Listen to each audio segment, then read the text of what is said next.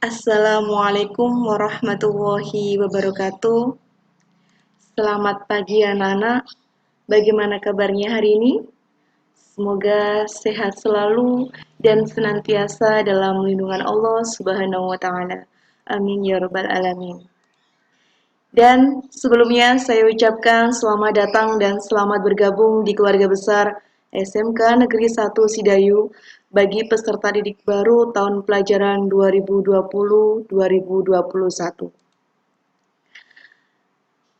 Berikutnya, hari ini adalah agenda perkenalan dan penyampaian KIKD MAPEL SKD.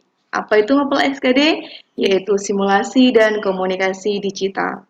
Mari kita buka agendanya masing-masing. Baik, di sini ada biodata diri saya.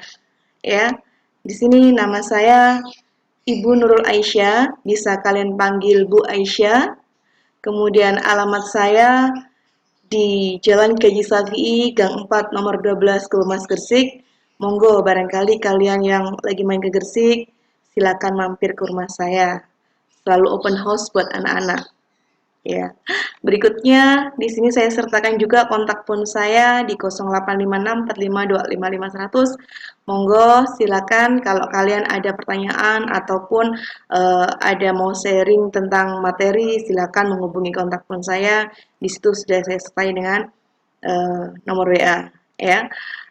Berikutnya, mapel yang saya ajar di kelas 10 pada semester ini adalah simulasi dan komunikasi digital atau disingkat dengan SKD di SMK Negeri 1 Sidayu, Gresik. Baik anak-anak, itulah pengenalan diri saya yang nantinya akan menjadi guru kalian pada mata pelajaran SKD, simulasi dan komunikasi digital. Berikutnya, untuk mapel simulasi dan komunikasi digital, saya akan memaparkan tentang memahami kompetensi dasar untuk mata pelajaran simulasi dan komunikasi digital. Pada semester ini untuk SKD ada 7 KD, yaitu KD 3.1, 3.2, 3.3, 3.4, 3.5, 3.6, dan 3.7. Baik, mari kita bahas pertama yaitu 3.1, yaitu menerapkan logika dan algoritma komputer. KD 3.2, menerapkan metode peta-minda. KD 3.3, mengevaluasi paragraf deduktif, argumentatif, naratif, dan persuasif. KD 3.4 yaitu menerapkan logika dan operasi perhitungan data. KD 3.5 yaitu menganalisis fitur yang tepat untuk pembuatan slide. KD 3.6 yaitu menerapkan teknik presentasi yang efektif. Dan KD 3.7 yaitu menganalisis pembuatan e-book. Baik, mari kita kupas satu-satu, maksudnya pengenalan di KD 3.1 itu membahas tentang apa dan lain sebagainya. Ini hanya garis besar untuk satu semester ini kita belajar apa.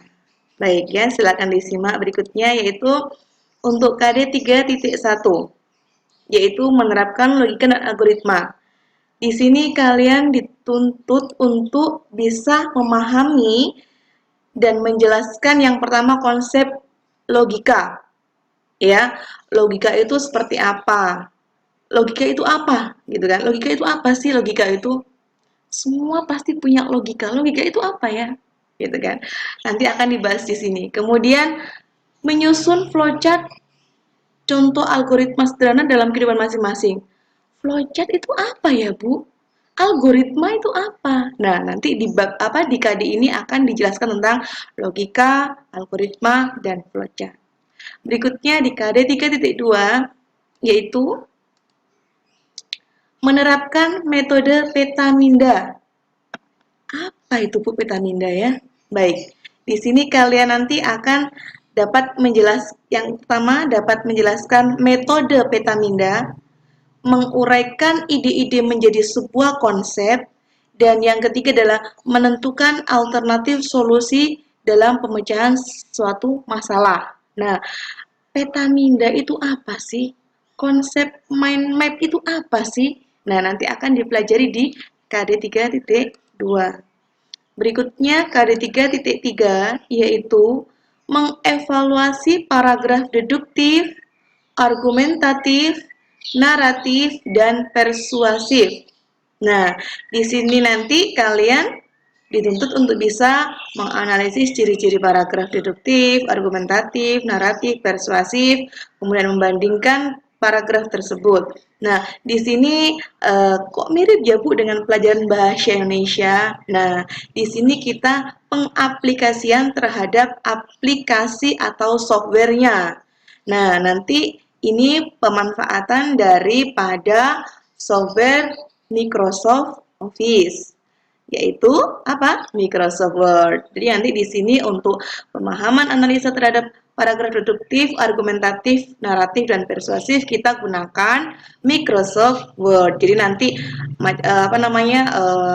Microsoft Word itu fungsinya untuk apa aja, kemudian elemen-elemen di dalamnya itu apa aja, cara penggunaan yang tepat dan tepat itu bagaimana. Nanti akan dibahas di KD 3.1.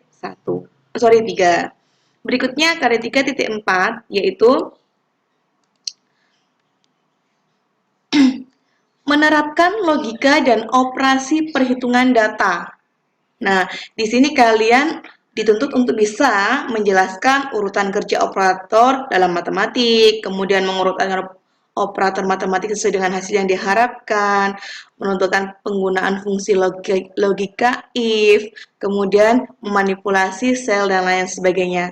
Nah, di KD 3.4 ini penerapan terhadap logika dan operating system pada aplikasi atau software Microsoft Office yaitu Microsoft Excel ya, Microsoft Excel. Jadi fungsinya Microsoft Excel itu apa aja? Kemudian di dalam Microsoft Excel itu ada apa aja? Kemudian fungsi daripada icon-icon atau elemen-elemen yang di dalam Microsoft Excel itu apa aja, nanti akan kita bahas dan jelaskan di KD 3.4. Baik, berikutnya yaitu KD 3.5 yaitu menganalisis fitur yang tepat untuk pembuatan slide. Nah, kemudian nanti kalian dituntut untuk bisa menjelaskan jenis fungsi dan keuntungan penggunaan perangkat lunak presentasi, menentukan fitur umum yang sering digunakan pada perangkat lunak presentasi, menganalisis slide yang sesuai dengan pesan yang akan disampaikan. Nah, di sini ini di KD 3.5 ini kita akan belajar untuk menggunakan fitur dalam pembuatan slide seperti yang kalian lihat ini. Ini adalah pemanfaatan daripada software Microsoft Office yaitu Microsoft PowerPoint ya. Jadi PowerPoint nanti kita belajar PowerPoint. PowerPoint itu fungsinya untuk apa? Kemudian di dalam elemen-elemennya itu fungsinya apa? Iconnya ini untuk apa dan lain sebagainya. Nanti kita akan bahas dan kupas pada KD 3.5. Berikutnya KD 3.6 yaitu di sini kita dituntut untuk menerapkan teknik presentasi yang efektif ya. Berarti kalian harus bisa yang pertama menentukan desain yang efektif. Kemudian membandingkan kesesuaian desain slide dengan informasi yang disampaikan. Kemudian menilai teknik penyampaian presentasi orang lain.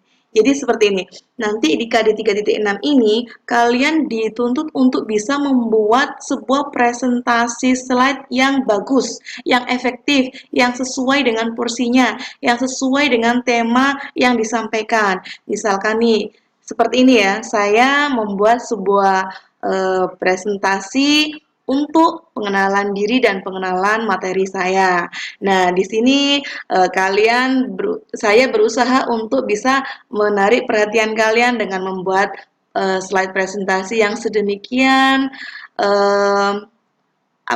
unik, kemudian sedikit berbeda dengan biasanya yang presentasi cuma menampilkan hanya slide-slide biasa, saya bentuk seperti buku, saya bikin setiap bab dan lain sebagainya. Nah, untuk bisa menarik audiens atau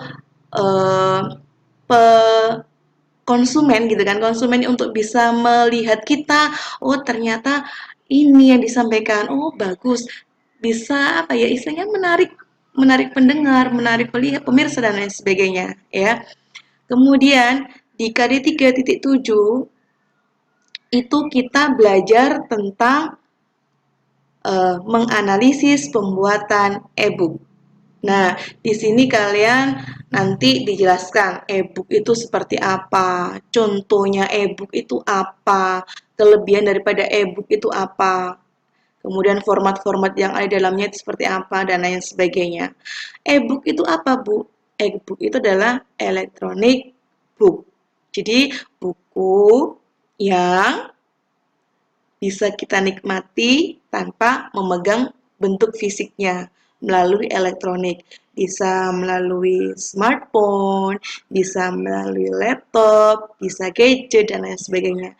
Jadi bentuk daripada e-book itu sendiri adalah berupa soft copy gitu ya. Jadi macam-macam formatnya nanti akan kita bahas di sini di KD 3.7. Seperti itu penjelasan daripada KD 3.1 sampai KD 3.7 untuk mapel SKD.